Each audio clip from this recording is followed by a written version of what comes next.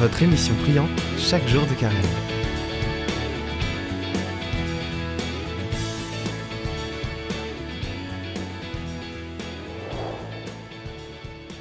Pour ce 4e jour, alors nous allons faire un grand saut dans le psautier puisqu'on passe du psaume 31 au psaume 121 sans transition. Mais le psaume 121 a ceci d'intéressant, je crois, qui nous fait découvrir une autre dimension du psautier.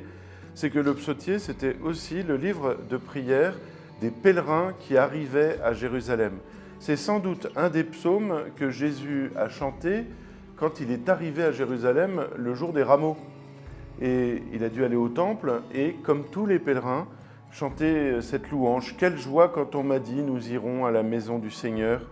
Maintenant notre marche prend fin devant tes portes, Jérusalem.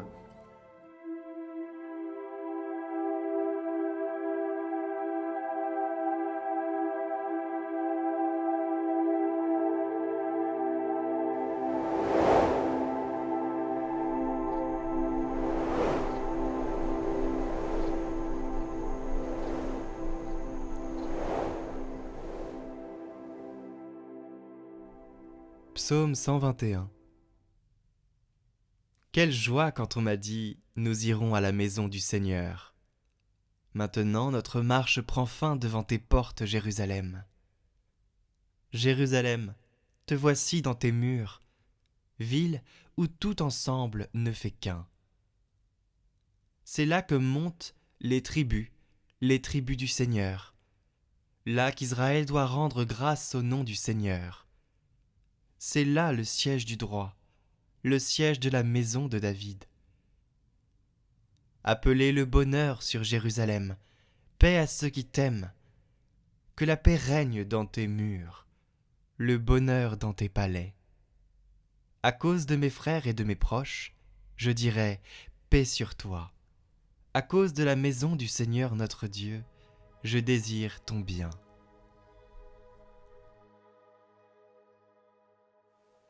La phrase du jour, c'est justement celle-ci. Quelle joie quand on m'a dit, nous irons à la maison du Seigneur.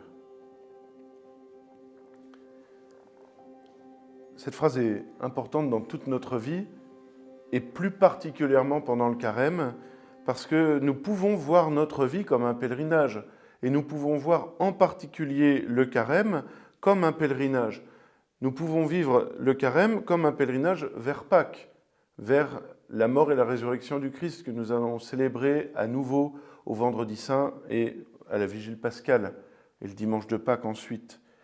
Et si notre carême est vécu comme un pèlerinage, alors nous nous voyons nous-mêmes comme des pèlerins, et non pas comme, je ne sais pas moi, des malades, des prisonniers, des gens qui vont mal, ou au contraire pour des gens qui sont parfaits ou tout ça. Non, finalement, quand on est pèlerin, on fait partie d'un groupe avec des gens différents de nous, avec des gens qui sont plus en avance que nous dans leur foi, et puis d'autres qui sont plus en retard, et puis des gens qui sont meilleurs, et puis des gens qui sont moins bons que nous, et puis etc., etc. Un pèlerinage, c'est un groupe constitué de personnes très différentes, mais qui marchent ensemble vers un même but. Et le carême peut être vécu comme cela. C'est pour ça que la liturgie de l'Église nous donne beaucoup à lire le livre de l'Exode. Et vous pouvez essayer de lire un peu plus le livre de l'Exode pendant le temps du carême, puisque les 40 ans de traversée du peuple au désert correspondent à peu près à nos 40 jours de carême jusqu'à Pâques. La dimension de pèlerinage est très importante, je crois, pour chacun d'entre nous, parce qu'elle nous rappelle aussi la dimension de progrès progressif. Il ne faut pas attendre d'être parfait tout de suite. Quand on se convertit, ça prend du temps. Quand on essaye de vivre notre conversion, en réalité, c'est l'affaire de toute une vie, parce qu'on ne sera jamais vraiment arrivé. On sera vraiment arrivé quand on sera devant le Seigneur dans la vie éternelle. Si Dieu le veut, et si nous avons fait ce qu'il fallait pour. Mais ce qu'il faut pour, ce n'est pas être parfait aujourd'hui, c'est essayer de nous parfaire, ce qui est très différent. Ce n'est pas être arrivé au bout du chemin, c'est être sur le chemin. Ce n'est pas arriver déjà dans le temple, mais c'est marcher vers le temple. Et c'est pour cela qu'il est bon pour nous d'entendre de temps en temps des paroles telles que celles du psaume 121 qui nous disent, comme en anticipation, Voilà ce que nous pourrons dire lorsque nous arriverons au paradis auprès de Dieu après avoir bien marché. Nous pourrons dire « Quelle joie quand on m'a dit, nous irons à la maison du Seigneur.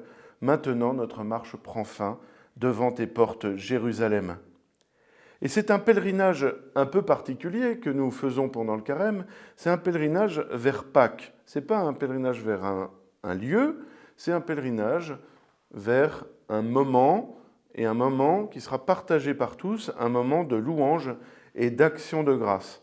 Déjà, notre chemin est marqué par ces temps-là. Et c'est intéressant, encore une fois, de regarder la liturgie de l'Église. Vous voyez, au deuxième dimanche de carême, on célèbre la transfiguration. Et la transfiguration, c'est comme les prémices de la résurrection. Jésus est dans une blancheur extraordinaire, son visage est glorifié, et les apôtres voient Jésus glorifié, ce qui leur permettra ensuite de le reconnaître une fois qu'il sera ressuscité. Et puis le quatrième dimanche de carême, c'est le dimanche de l'Étarée, un dimanche plus particulièrement marqué par la joie, où les prêtres peuvent porter la chasuble rose pour nous faire sourire peut-être un peu, mais aussi pour montrer qu'on met déjà du blanc dans le violet, de la joie dans la pénitence et dans le pèlerinage précisément. Et Jérusalem, dans le psaume 121, représente le temple, mais c'est aussi la Jérusalem céleste. Vous voyez, il y a ce pèlerinage qui nous mène jusqu'à Pâques 2022, mais aussi notre pèlerinage qui nous mène jusqu'à la vie éternelle, jusqu'au royaume de Dieu, jusqu'à la Jérusalem céleste. Et donc nous nous préparons pendant le carême à célébrer la mort et la résurrection du Christ, mais par toute notre vie, nous nous préparons à vivre pleinement de la mort et de la résurrection du Christ. En réalité, chaque dimanche, c'est déjà Pâques. Et nous devrions, à la limite, nous habiller toujours en blanc, avoir des chasubles blanches le dimanche, parce que c'est Pâques, même pendant le carême. Et la transfiguration nous le rappelle, et le dimanche de l'Étarée nous le rappelle. Et pourtant, pédagogiquement, c'est important aussi que nous ayons des dimanches où nous sommes en vert, des dimanches où nous sommes en violet, des dimanches en rouge, et aussi des dimanches en blanc, les dimanches de grande fête.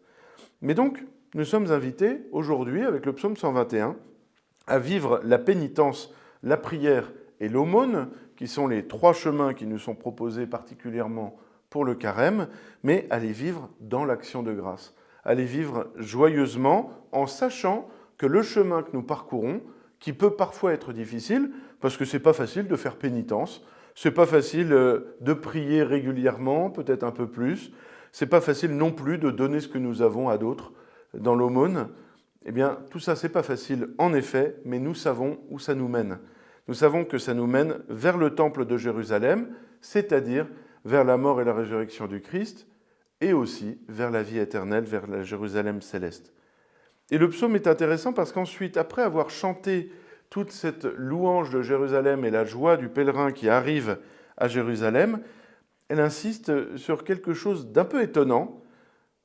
Appelez le bonheur sur Jérusalem, paix à ceux qui t'aiment, que la paix règne dans tes murs, le bonheur dans tes palais. Alors ça, à la limite, on se dit, on a une sorte de bénédiction de Jérusalem qui est dite par les pèlerins, et donc une bénédiction du lieu vers lequel on a marché.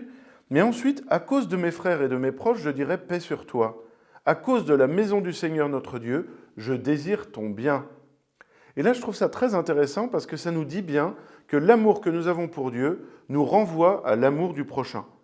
Et quand Jésus dit, il y a un seul commandement et un autre qui lui est semblable, c'est d'aimer Dieu de tout son cœur, de toute sa force et de tout son esprit, et l'autre commandement qui lui est semblable, c'est d'aimer son prochain comme soi-même.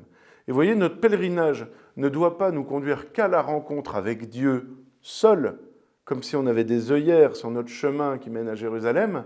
Non, mais un regard qui, parce que nous aimons Dieu, nous permet et nous demande d'aimer nos frères et de désirer la paix, de désirer leur bien. Nous ne sommes pas seuls sur le chemin. C'est ce que je disais au tout début, nous sommes en groupe dans un pèlerinage. C'est très rare de pèleriner seul. Ça n'existe quasiment pas, puisque même quand on est sur les chemins de Saint-Jacques tout seul, en réalité, on rencontre plein d'autres pèlerins dans les abris, etc. Eh bien, nous ne sommes pas seuls, nous avançons sur ce chemin parce que l'amour de Dieu rejaillit aussi par notre amour des autres. Pour la prière, je vous propose un passage du rituel de bénédiction des pèlerins au départ. Dieu Tout-Puissant, tu ne cesses de montrer ta bonté à ceux qui t'aiment, et tu te laisses trouver par ceux qui te cherchent. Sois favorable à tes serviteurs qui partent en pèlerinage et dirigent leur cœur, dirigent leur chemin selon ta volonté. Sois pour eux un ombrage dans la chaleur du jour, une lumière dans l'obscurité de la nuit, un soulagement dans la fatigue, afin qu'ils parviennent heureusement sous ta garde au terme de leur route. Comme engagement pour aujourd'hui, je vous invite à choisir une belle image de la résurrection. C'est pas trop tôt pour mettre une image de la résurrection dans votre coin de prière, donc choisissez une belle image de Pâques et mettez-la déjà dans votre coin prière.